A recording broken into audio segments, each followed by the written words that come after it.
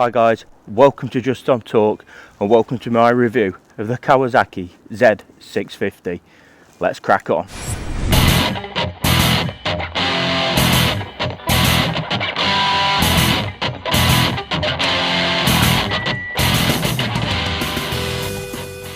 Today over at DMS I've popped back here because they've kindly, my friend Mark has decided to lend me the Z650. Great little bike, gets fantastic reviews, so without any further ado, let's get out on the roads. It's a little bit grotty, but I'm now becoming an all-weather biker.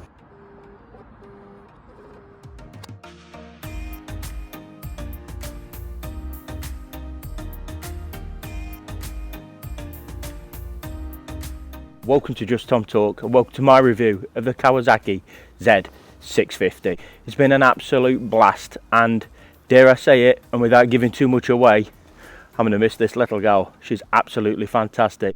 So first and foremost then, let's talk about the stats for this. What can you expect for your money in 2022? Happy New Year to all those that are just joining me. While I'm here, make sure you subscribe. If you enjoy a little bit of junk TV, you're in the perfect place. I do it perfectly.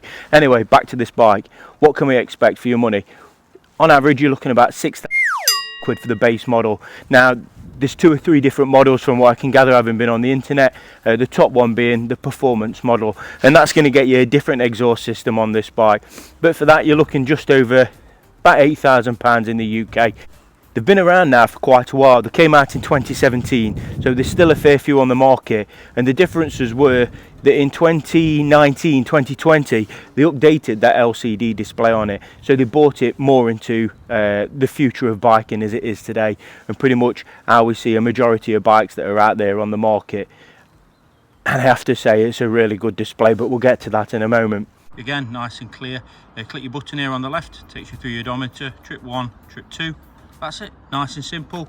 And then on the right hand side, again, you go through your total time that you've been on the bike. I've just reset this. What your battery life is like, miles per gallon in the UK, and average miles per gallon. Range, that's it. Nice, simple, straightforward, exactly how they should be. Good job, Kawasaki. The bike weighs 188 kilos. Now, I don't know if that's dry or wet. Different companies do it in different ways. I know BMW's weigh it as wet. With Kawasaki, I don't know. But you're looking about 190 kilos, worst case 200 kilo, not particularly heavy and very easy to handle is the best way to put it. Now let's talk about power. Bikers love to talk about power. How much does the little block that's on this bike make? It makes 67 brake. Now the big bikers out there are going to scoff and say that's pathetic. I can assure you, as somebody who's ridden an awful lot of bikes, this little 67 brake horsepower certainly feels whole lot more, and it's so flexible, and that's the beauty of the engine. So it does that really well as well. That's the best way to put it. Okay, so in usual Just Tom Talk fashion, right at Big John's, and we're going to do a different segment now. He's going to see this for the first time as he walks out the door. So we're going to get his first impression, what he thinks of it, and then we're going to let him go for a ride. So without any further ado, let's get the big lad out. Big John, 17 stone, 6'3", currently riding KTM Supermoto 950. Nice. So John's just going to come out now. You're going to have a look at this. Right, John, today I've got for you Kawasaki Z650. It's a riding school one, so you're going to have to ignore the frame. Yeah. What's first impressions of that? Without the frame, looks nice, looks like a street fighter, and that's my type of bike. Yeah, it's good, isn't it? Yeah. Yeah, nice, mate. Yeah, without that look bang on. It does feel small, I'll say that. Yeah. Riding position seems all right. It's neutral. Not too much on your wrists, so up a bit. So I get on then, eh? Yeah. So John's just going to fire up the display now. First initial impressions of that.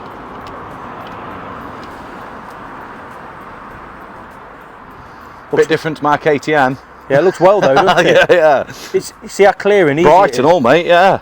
Yeah, it's such an easy piece of kit to use. Good screen, that. Yeah. Let's see what she sounds like.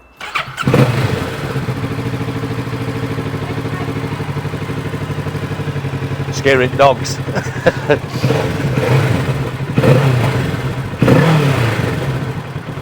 It's alright. Not a bad sign, yeah. So here goes John on the maiden voyage.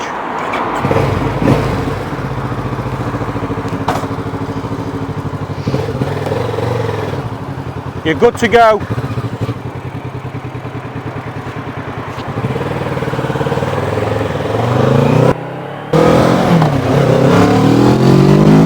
So what is now becoming a stable part of Just Tom Talk, Big John's gone out. To be fair, he looked okay on this bike. I thought he would dwarf it, but for once he's a really good fit. So be interesting to see what his views are when he gets back. He'll be back any minute. It's a lovely day. 1st of January in the UK, and it's 15 degrees, it's bizarre. Okay, so Big John's just about to roll back in. We'll get his initial first views on it, what he likes, what he dislikes. More importantly, how much brake horsepower he thinks it's got.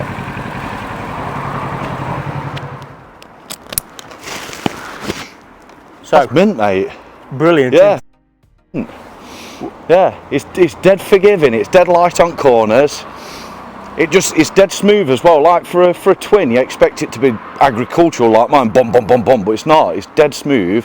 I think I got down to like 31, 32 in 5th gear, and it was mine's getting it all that, whereas that's dead smooth and then it just pulls off. And then when it gets rocking as well, it flies, mate, for what it is. It's great, isn't it? It's mint. I had exactly the same opinion. It's for like you said, an introduction into biking. If you've just come off your bike test, that is the perfect thing for it, I think. It feels soft on the corners, which gives you a bit of confidence. There's plenty of punch there when you get going. Dead smooth, gears it easy. It's bang on, mate. What didn't you like? I thought that was going to be a problem with that being too low, but you know when you're riding it, it's bang on. You felt like you were tucked up nicely. It's great, isn't it? Yeah. I'm trying to think of a negative at the minute, to be honest with you. You're not on your own, I struggle. Yeah. Wing mirrors are a bit big, aren't they? But being picky, yeah. Like, wing mirrors are a bit big, but they work. That's the thing, isn't it? And I suppose for Kawasaki, they've just got to make sure it does a job. Yeah, it's bang on, mate. That is. Big question: how much brake horsepower has it got? Going off, like you say, going off mine. I know mine's like best part of 100, and that's a twin as well. So you're going to get the punchiness, but I'd say probably 70. That's a good guess. 67 brake. Oh, is it? All right. Yeah. Yeah, it's a good guess, that is. But it's easy, isn't it? Yeah. It's such a good bike to live with. You ain't got to think about it now. You just get on it and ride it, don't you? Enjoyed that one, there. Yeah. One of the best bikes you brought around in the while, apart from that scooter. Yeah, we love the scooter. Yeah. But yeah. So there we have it. There's John's view. I can't really argue with it. It's going to show you a few of the characteristics, I think we call it, and I might even have a little bit of a treat for you today and a little bit of road riding. So stay tuned anyway. Let's see how we get on. I've seen other people doing this. They say, can you subscribe in the middle of the video? So click subscribe. Let's talk quickly then about a few of the characteristics of this bike. So it's got twin discs on the front. You can have a look at the size on MCN, but they're there and they work. It's got Nissan brakes, and I think these work really well. I've been riding this bike in some really poor conditions, and these brakes are fine, along with that suspension. The suspension is non-adjustable. As you can see, they're relatively simple fork setup, but it does the job. So because of that, you don't really need to put any more complaints in about that. Again, if it does what it's supposed to do, that's got to be a good thing. Apologies for the dirt that's on the bike, but we're in the middle of the winter in the UK, so it's to be expected. You can see the radiator is quite well exposed. A cover on that probably wouldn't be a bad thing, along with the exhaust system, which, while we're here, 2-into-1, because we've got a parallel twin here, with an underslung exhaust system. Now, those that follow the channel will know is that I have a little bit of an issue with the Kawasaki exhaust systems, but thanks to the report, no such complaints with this one. Why? Because look at it, it's absolutely beautiful. It's hidden away, it looks modern, and they must have had a different guy working on this exhaust system, because this one I like. Good job, Kawasaki. So that engine then, it's an absolute pearler. It's a twin, making a whacking 6-7 brake horsepower, as I just mentioned, but it does it so nicely. Red lines up to 10,000 revs, and it's got power all the way through the rev range. It's an absolute joy to ride, and it's also very flexible. It's easy to live with. in conjunction with the gearbox, which again is absolutely lovely. Switch gears, nice and simple to use as well, very much like the Z125. So if you're moving up from the Z125 or the Z400, you'll feel right at home here. There's nothing special about the switch gear, it has to be said. The only difference between this and the 125 is you've got an emergency button there, a 4-way button, which is a nice addition from Kawasaki. But yeah, simple, easy to use, perfect, again, no brainer, along with that display. Okay, so those that are new to the channel, I'm 5'8", 13 stone on a good day, and this is what it's like sitting on the Z650. You can see plenty of space there for my legs. Tuck both my legs up there, feet sit nice, positive, and drop into underneath the tank here quite nicely, I have to say. This bit of fairing here gives a little bit of wind protection as well, granted not much, but a little bit of something is better than a lot of nothing. And the seating position then is nice, it's positive, it's relaxed, you could sit here for a long while. But yeah, really enjoyable. And the way that this drops, if I stand it up, I mean, at 5'8", I'm certainly not tall, but you sit sure-footed, and it's a long while since I've been sat on what can be considered a big bike and my feet feel so planted. I'd argue probably 5'4", you're still going to be able to touch the floor, even 5'2", relatively easy on this, even if you'd be on the balls of your feet, which is what makes this a perfect big bike for somebody who is a bit smaller in stature, is probably the nicer way of putting it. In this PC world we live in, I'd hate to offend anybody. As far as pillions concerned, would you be happy to take someone? Well, I have, and happy to report it was very comfortable, and that's aided by the fact this is really spongy. It's a bit different in height from the rest of the bike, so you're quite well lifted up, so you can tell that you're up in the air, but it's got plenty of flex on it. It's nice, it's wide, and your feet, again for the passengers, fall nicely onto their foot pegs. Does a cracking job. While I'm down here, check out that rear swing arm. It's nicely designed, that is. Nice, easy to clean as well. Along with having a small mud guard, it does pick up a fair bit of crap. You can see under there, this was only cleaned yesterday, so it does pick up a fair bit of crap, but again, nice and easy, clean, easy to use, and that's what it's all about. Looking towards the rear lights, we've got a real good bit of road presence about them, along with them indicators. Most people, if they're going to have this as their own bike, will probably end up putting a tail tidy on there. There is a lot going off, is probably the best way to put it, but they're the rules, and Kawasaki have to follow them like everybody else. Okay then, on this side of the bike, where the chain is, you can see there, nice, easy to get to, easy to maintain, and no complaints at all. It's not exciting, but it does a job. Right, riding position, really nice, positive, comfortable, the way that your legs sit, nice comfortable riding position. You could sit on this for hours. The wing mirrors, he says, as he adjusts them, are the same as the Z125, so credit to Kawasaki for using the same sort of kit there. So if you're moving up from the Z400, the Z125, moving onto this, then you're going to be familiar with that, along with the switchgear. First impressions, as soon as you chuck a leg over this bike, is how easy it is to ride, how comfortable it feels, how smooth the gearbox is. So simple to get used to. If you're moving from the 125 or the 400, you're going to feel right at home on it. However, if you return to biking a number of years away, you pop your leg over this, sit down, you will soon be at ease with this, I promise you. It is so easy to ride, and it's completely understandable why this is the bike of choice for Derbyshire Motorbike School over in Alfreton. And the reason being is the brakes are good, the clutch is nice and smooth. Look at that there, so smooth. The clutch is nice and smooth, and everything about it is simple, which is what it should be about on biking. And you can see now, just as we're going out into the Peak District, although it's just dropping to last light, you can see how well these lights are working on the road. They really do give a good spread of light, and the display is nice and easy to read as well. As somebody who's going back to biking, you wouldn't go far wrong with this bike because it is so easy to ride.